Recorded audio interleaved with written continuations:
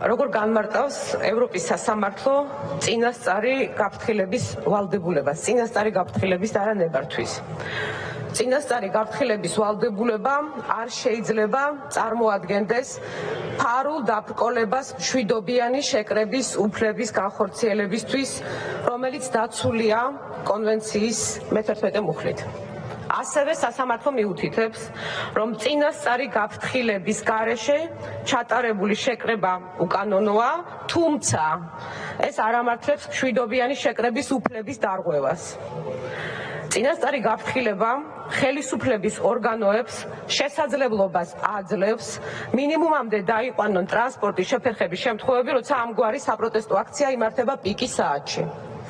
ამავე დროს წინასწარი გაფრთხილების შედეგად ხელისუფლების ორგანოებს ეკისრებათ უსაფრთხოების პრევენციული ღონისძიების გატარების ვალდებულება, რაც გულისხმობს სასწრაფო დახმარების მობილიზებას დემონსტრაციის ჩატარების ადგილას.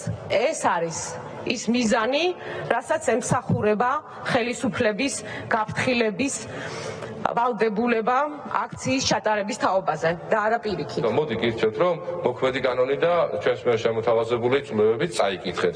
მოქმედ კანონს თუ წაიკითხავთ, პირდაპირ წერია, რომ ინდივიდუალური პასუხისმგებლობა უნდა დადგეს შეკრების და მანიფესტაციის კანონის დარღვევისთვის.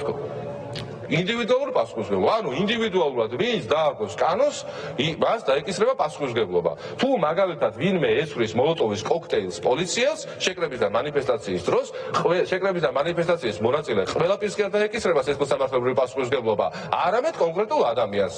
ამიტომ ეხლა როდესაც გამოხვალთ ხოლმე, ძალიან გთხოვთ, რომ დამრიგებლური ტონით საუბარს თავიდანებოთ და თავიდან ბოლომდე წაიკითხეთ ხოლმე გადაწყვეტილება და კეთილინებეთ, რომ პასუხისმგებლიანად მოიქეცით, საზოგადოებას ეცით პირველ რიგში პასუხი და ერთს რომ წაიკითხოთ, მეორეც გააგრძელებთ ხოლმე.